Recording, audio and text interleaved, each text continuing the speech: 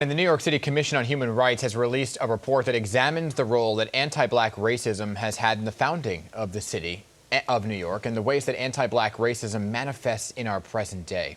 Joining us now is the Deputy Commissioner for Strategic Initiatives at the Commission of Human Rights, Brittny Saunders, to break it all down for us. So good morning to you, Ms. Saunders. Thank you for joining us. Thank you. So, Brittny, you know now more than ever, right, that several organizations and departments like yours are just deeply committed now to racial justice work that you've been doing all along. Walk us through how this report came about and what exactly we can learn, people of all races. Great. So we conceptualized this report in 2018. As a commission, one of our responsibilities, of course, is to enforce the anti-discrimination law, the city human rights law here in New York City, as well as to educate New Yorkers about their rights. As part of that, we will do studies to kind of document New Yorkers' experiences with harassment and discrimination.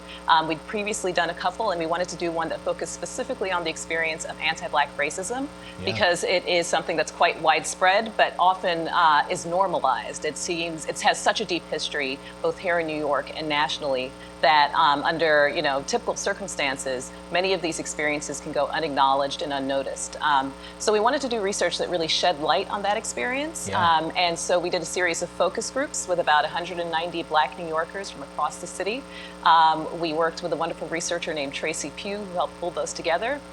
And we learned quite a bit about what people are experiencing on the day-to-day basis. So what would you say then were some of the most striking takeaways from that survey that you did with all those folks? Sure. I mean, I think one thing that really strikes me is just some of the strong historical parallels. You know, when you take a look at the history, you see that there's always been this kind of persistent anti-black violence here in the city dating back to days of enslavement. But you also see that there's always been organizing and resistance, like what we're currently seeing today, and people really pushing and fighting for investments in housing, in jobs, in healthcare in their cities. We heard a lot about people's interactions with law enforcement in the current day. We heard a lot about people's interactions in healthcare settings, a lot about people's interactions in their streets and neighborhoods, and a lot of it pretty disturbing.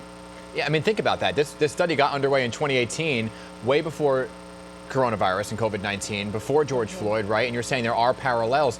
So obviously this took place, but tell me about recent events that connects the findings in your report and what can be done then moving forward to help fix some of these issues.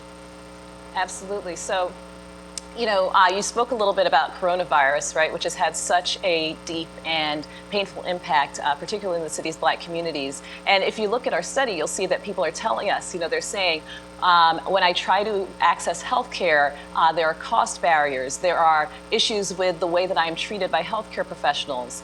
There are people who doubt whether I actually feel as badly and as I'm sick as I'm saying that I am. And those are the same sorts of conditions, I think, that underlie the disparities that we've seen in terms of rates of infection and rates of death by race.